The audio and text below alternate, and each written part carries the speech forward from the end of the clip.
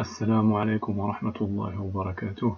رغم التعديلات الواسعة في قانون كرة القدم على مدار السنوات الأخيرة، فإن التغييرات القادمة تكون ثورية، حتى إنها يمكن أن تغير قواعد اللعبة كما نعرفها.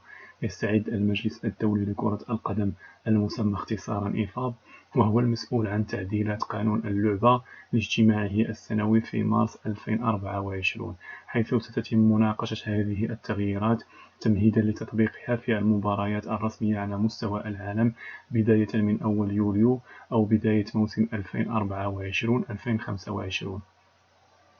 ومن أبرز المقترحات ما يسمى بقانون فينجر، ويقضي بتعديل قانون التسلل، بحيث لا يعد المهاجم متسللا إلا إن تجاوز جسمه بالكامل لآخر مدافع من الفريق المنافس، على عكس قانون التسلل الحالي، حيث يعتبر اللاعب متسللا إذا كان أي جزء من جسمه متقدما على آخر مدافع من الفريق المنافس، باستثناء ذراعيه، لأنه لا يمكنه التسجيل بهما.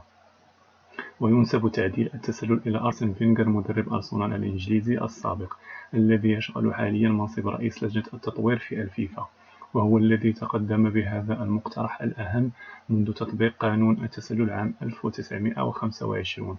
هذا التعديل الهدف منه خفض حالات التسلل، وهو أمر سيجعل كرة القدم أكثر هجومية، وبالتالي أكثر أهدافا، وسيسهل من مأمورية الحكام، في المقابل سيصعب من مأمورية المدافعين والفرق التي تنكمش في الخلف.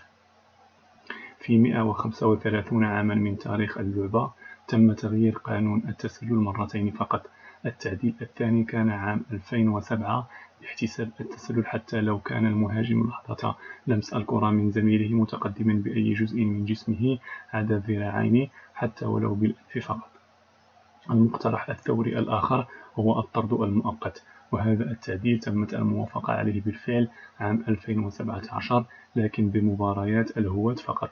الطرد المؤقت ل10 دقائق سيتم من خلال إشهار بطاقة برتقالية أو خضراء في وجه اللاعب في الحالات التي تكون فيها البطاقة الصفراء غير كافية، ويكون الطرد النهائي أيضا مبالغا فيه، وهو ما سيؤثر بشكل إيجابي على سلوك اللاعبين وفرقهم، ويقلل من اللعب بطريقة يعتبرها الحكم متهورة.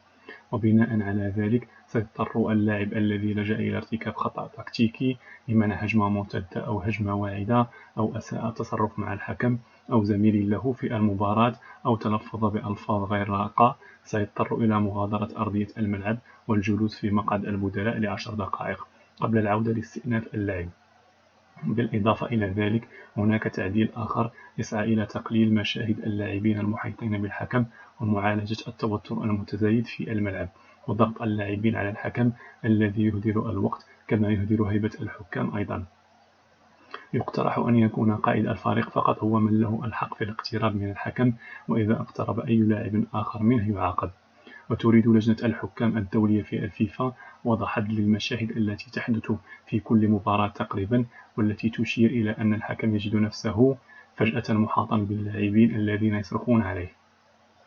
التعديل الأخير يتعلق بمحاولة جديدة للحد من ضياع الوقت، وبالتالي تجنب توقف اللعب الذي أصبح يتكرر في العديد من المباريات. من بين المقترحات في هذا الباب منح حارس المرمى مدة 6 ثواني لاستئناف اللعب بعد التوقف. ويسعى إيفاب من وراء هذه المقترحات، في حالة الموافقة عليها، إلى تحسين اللعبة ومعالجة المشكلات المتكررة، ومنها آفة الوقت الضائع أو المهدر، الذي يتسبب في خفض إيقاع اللعب، وهو ما يؤثر سلبا على كرة القدم. لا تنسوا الدعاء لإخواننا في غزة. السلام عليكم ورحمة الله وبركاته.